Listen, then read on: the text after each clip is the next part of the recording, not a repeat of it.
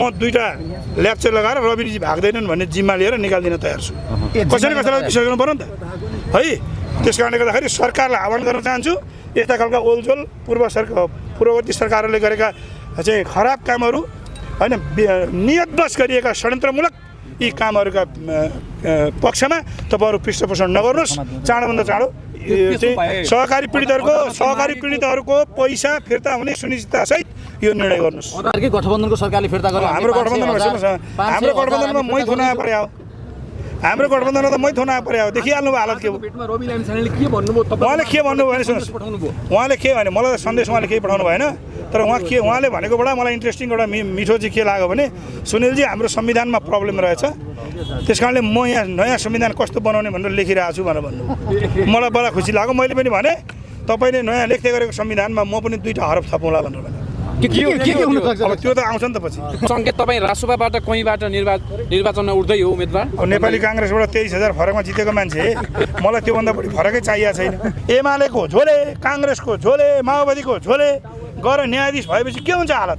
आज कन्ट्रीले दुःख पायो। कमसेकम राज्य सत्ताले दमन गरिरहँदाखेरि न्यायालयले त्यसलाई छुट दिनुपर्छ। जस्तो दुर्गा प्रसादको केस हामीले स्वागत गर्छौँ। एउटा मान्छेलाई चाहिँ हुर्मत निकाल्ने खालको जुन व्यवहार गरिएको छ, यो व्यवहार आपत्तिजनक छ र न्यायालयमा भइरहेको विषय भएको हुँदाखेरि यहाँभन्दा बढी यो विषय मैले बोल्न चाहिनँ। तर म एउटा कुरा भन्छु, अहिले राज्यले, फेरि म तपाईँलाई रिपिट गर्न चाहन्छु, राज्यले जो पीडितहरू हुनुहुन्छ, सहकारी पीडितहरू हुनुहुन्छ, जसको पैसा फसेको छ, जसको पैसा डुबेको छ, जोसँग रविजीको केस रिलेटेड छ भनिएको छ, त्यसलाई चाहिँ पैसा तिर्ने सुनिश्चिततासहित 30 दिनभित्रमा, आज म त डेटै भन्छु, 30 दिनभित्रमा पैसा ती डिपोजिटरहरूलाई पैसा फिर्ता गर्ने शर्तसहित बरु चाहिँ नयाँ मोडालिटीमा निर्णय गर्न सकिन्छ। त्यतिन्जेलसम्मका निम्ति अब अथवा फैसला आउन्जेलसम्मका निम्ति होइन, तपाईँको चाहिँ रविजीको पासपोर्टलाई सिज गरिदिने, देशभन्दा बाहिर जान नदिने होइन, तर देशभित्र खुल्ला रूपमा मुभमेन्ट गर्न दिने एउटा यो मोडालिटी सरकारले आफै मुद्दा फिर्ता लिने। अर्को चाहिँ न्यायालयको अन्तिम फैसला आइसकेपछि, फैसला आएपछि हुने गरी अहिलेलाई उहाँलाई जति उहाँलाई चाहिँ जो बिगो भनेर क्लेम गरिएको छ, त्यो बिगोलाई एज अ ब्याङ्क ग्यारेन्टी लिने अथवा पैसा धरोटी के लिने उहाँले दिन्छु भनेको छ, लिएर उहाँलाई स्वतन्त्रतापूर्वक इलेक्सनमा जान दिने। किनभने हामीले हेऱ्यौँ उहाँलाई पहिला पनि चुनाव लडाइयो, अत्याधिक मत ल्याएर उहाँले जित्नुभयो, फेरि पुनः चुनाव लड्ने स्थितिमा पुर्याइयो, फेरि जनताबाट टेस्टेड भएर उहाँले जितेर आउनुभयो। भनेपछि साथी हो, म तपाईँहरूलाई विनम्रतापूर्वक यो सरकारलाई आग्रह गर्न चाहन्छु, यो हिजोको जस्तो यो सरकार हिजोको जस्तो सरकार पनि होइन। पिपुल्सको म्यान्डेट लिएर आएको, पब्लिकको मतलब सडकको सेन्टिमेन्टबाट आएको सरकार हुँदाखेरि सुशीला श्रीमान तपाईँ चाहिँ सर्वोच्च अदालतको न्यायाधीश, प्रधान न्यायाधीश भइसकेको मान्छे हुँदाखेरि अझ तपाईँको परिवारको हामीले हिस्ट्री हेऱ्यौँ भने त तपाईँको श्रीमान नेपाली काङ्ग्रेसको अथवा डेमोक्रेसीको निम्ति, लोकतन्त्रको निम्ति आफ्नो जीवन नै आहुति दिनको निम्ति तयार भएको एउटा योद्धा भएको हुँदाखेरि म यहाँलाई विनम्रतापूर्वक आग्रह गर्न चाहन्छु, हिजोको गठबन्धनको सरकारले गरेको अपराधिक निर्णयहरूलाई ससम्मान तपाईँहरूले अहिले फिर्ता गर्नुहोस्।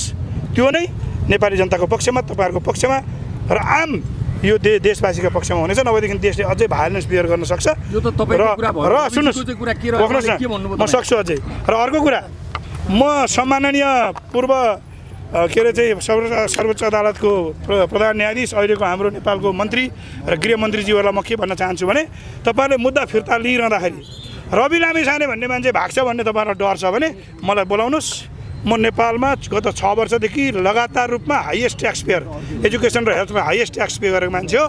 म 2टा ल्याप्चर लगाएर रविजी भाग्दैनन् भन्ने जिम्मा लिएर निकाल्दिन तयार छु। कसैले कसैलाई विश्वास गर्नु पर्यो नि त है।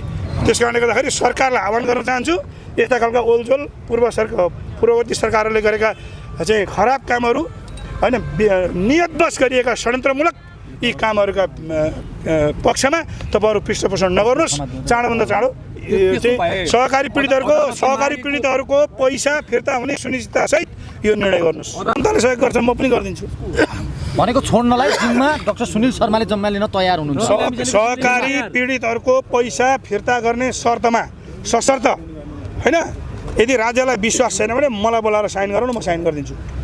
रविजी भाग्दैन। तर प्रधानमन्त्रीज्यू अहिलेको सरकारले भनिरहेको छ यो फिर्ता लिन मिल्ने मुद्दा होइन, यो त कानुन रूपमै टुङ्गिनु पर्ने हो। प्रधान न्यायाधीश भइसकेका व्यक्ति, अहिले त कानुनकै सबै मन्त्रीहरू पनि कानुन बुझेकै मन्त्री हुनुहुन्छ, उहाँले भन्नु भएको छ फिर्ता होइन। सुन्नुहोस् न, फेरि म तपाईँलाई सोध्छु, रवि लामिछानेलाई यहाँ थुनेर सहकारीले 1 रुपियाँ पाए?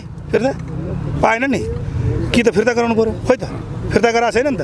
भनेपछि सहकारी पीडितको पैसा फिर्ताको सुनिश्चितता 30 दिनभित्र गर्ने गरी यसको सोलुसन खोज्नुपर्छ। तपाईँहरूकै गठबन्धनको सरकारले फिर्ता गर्यो। हाम्रो गठबन्धनमा सुन्नुहोस्, हाम्रो गठबन्धनमा मै थुना परे हो, हाम्रो गठबन्धनमा त मै थुना परे हो। देखिहाल्नु भयो हालत के हो। उहाँले के भन्नुभयो भने सुन्नुहोस्, उहाँले के भने मलाई सन्देश उहाँले केही पठाउनु भएन, तर उहाँले भनेकोबाट मलाई इन्ट्रेस्टिङ एउटा मिठो चाहिँ के लाग्यो भने सुनिलजी हाम्रो संविधानमा प्रब्लम रहेछ, त्यस कारणले म यहाँ नयाँ संविधान कस्तो बनाउने भनेर लेखिरहेको छु भनेर भन्नुभयो। मलाई बडा खुसी लाग्यो। मैले पनि भने तपाईँले नयाँ लेख्दै गरेको संविधानमा म पनि 2टा हरफ थपौँला भनेर भने।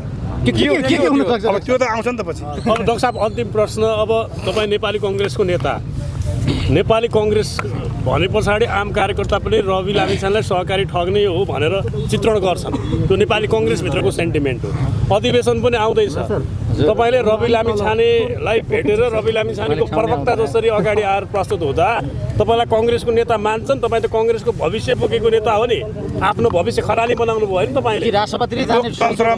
लोकतन्त्रमा विश्वास गर्ने, डेमोक्रेसीमा विश्वास गर्ने मान्छेले समाजमा हुने अन्याय, समाजमा हुने होइन अन्यायपूर्ण गतिविधिहरूका विरुद्धमा खुलेर हामीले बोल्नुपर्छ अघि।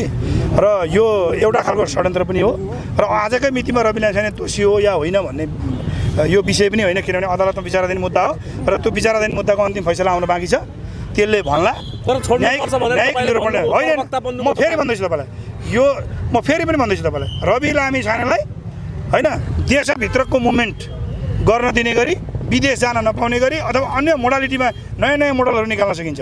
त्यो मोडालिटीमा तर त्योभन्दा प्रधान कुरा चाहिँ के हो भने सहकारी पीडितहरूको पैसा 1 महिनाभित्रमा फिर्ता गर्ने गरी त्यसको सुनिश्चिततासहित तपाईँको चाहिँ छोड्नुपर्छ। यसको सङ्केत तपाईँ रासोपाबाट कहीँबाट निर्वाचनमा उठ्दै हो उम्मेदवार? अब नेपाली काङ्ग्रेसबाट 23,000 फरकमा जितेको मान्छे, मलाई त्योभन्दा बढी फरकै चाहिएको छैन। जनताले त्यसै मलाई अर्को ताल उठ्दा 30,000 डिफरेन्समा जिताइदिनुहुन्छ। सहकारी ठग भन्छ। अब तपाईँ सुन्नुहोस्, प्रष्ट कुरा चाहिँ म तपाईँलाई फेरि बताइदिन्छु। म एउटा प्रति प्रश्न सोध्न चाहन्छु। राजनीतिक दलहरूमा भएका नेताहरू जो हुन्छ नि केही सबै होइन, फेरि हामीले सडकमा हिँड्दाखेरि यसो गर्नुपर्ने स्थिति छ है। देश लुट्ने, खोला बेच्ने, नाला बेच्ने, एयरपोर्ट क्याप्चर गर्ने हुँदा हुँदा नेपाली छोरीचेली एयरपोर्टबाट चाहिँ विदेश जानका निम्ति जानु पर्यो भने 50,000देखि 3.5 लाखसम्म पैसा चाहिँ घुस नआइकन जान नपाउने यिनले गरे होइन। अनि यी फटाले जे भन्यो त्यो हामीले मान्ने? कहाँ हुन्छ त्यस्तो? भित्रका नेताले सबै पार्टी त्यसो होइन, सबै पार्टीमा भएका विकृतिका विरुद्धमा तपाईँ हामी लड्नुपर्छ। भनेको यो नक्खु कारागारको परिसरबाट के भन्नुहुन्छ अब अन्तिम? भेरी सिम्पल, न्यायालयले दिने न्याय होइन समान हुनुपर्छ। न्यायमूर्तिहरूलाई म आह्वान गर्न चाहन्छु, तपाईँहरूले विचार गर्नु होला। सर्वोच्च अदालतमा जलिरहँदाखेरि किन जलायो नेपाली जनताले भन्दाखेरि हो यस्तै यस्तै कारणहरूले। एउटै न्यायालयभित्र एउटै प्रकृतिको मुद्दामा एउटै न्यायाधीशबाट फरक फरक फैसलाहरू छन्। अनि अझ 12 वर्षसम्म तपाईँको मान्छेले न्याय पाएको छैन, 10 वर्षसम्म पालो आउँदैन। आफूलाई मन नपरेपछि न्यायाधीशहरूले चाहिँ जो के अरे एउटा आदेश गर्नुहुन्छ, अनि एउटा मान्छेको एउटा मुद्दा चाहिँ आज गयो भने 10 वर्षमा फैसला नहुने, अनि कुनै कुनै मुद्दाहरू चाहिँ 3 महिनामा फैसला हुने, अनि फैसला भइसकेका मुद्दाहरू लागू गर्नलाई चाहिँ लागू गरिदिनु पऱ्यो भनेर चाहिँ सर्वोच्चमा जाँदाखेरि त्यसमा चाहिँ फेरि लागू नगर्ने, त्यस्तो पनि हुन्छ न्यायिक प्रक्रिया। हाम्रो प्रब्लम कहाँ भयो साथी हो भन्नुहुन्छ भने तपाईँलाई मलाई भन्न मन थिएन किन धेरै न्यायालयतिर टच गर्नु भनेर। मैले चाहिँ अहिले भएका न्यायाधीशहरूप्रति कुनै क्वेसन गरेँ होइन, उहाँहरूलाई म सम्मान गर्छु, न्यायालयलाई म सम्मान गर्छु।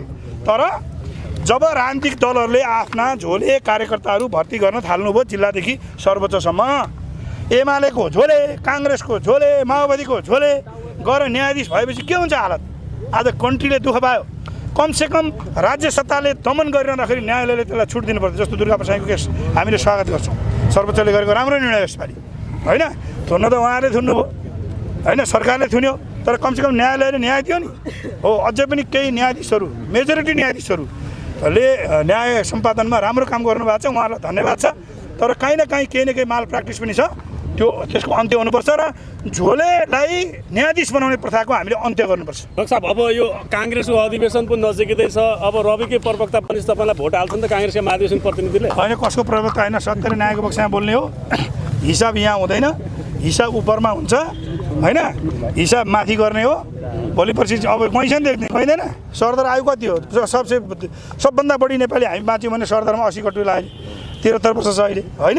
अब बढेर गयो भने अर्को 10 बढ्ला 83 होला। सरदर त यति भएका साथीभाइ हामी भेटै हुँदैन त्यस पछाडि के होइन, 100 वर्ष गइएला। भनेपछि हिसाब कहाँ राख्ने तपाईँ हामीले भने माथि राख्ने हो। कसले के भन्छ भन्ने सेकेन्डरी कुरा हो। न्याय अन्याय माथि छ होइन, यहाँ हामीले बोलेका कुरा को न्याय र त्यसमा पनि न्याय हो कि होइन, अन्याय हो कि होइन, के हो राम्रो हो कि खराब हो भन्ने कुराको निर्णय उपरवालाले माथि गर्नुहुन्छ। त्यसकारणले आज रवि लामिछानेलाई यो जेलभित्र राखेर नेपालभित्र सम्पन्न गर्न खोजिराखिएको जुन चुनाव छ त्यो चुनाव नै गैर लोकतान्त्रिक हुन्छ। ल जानुहोस्। हस्, धन्यवाद Thank you, डाक्टर साहब। धन्यवाद। डाक्टर साहब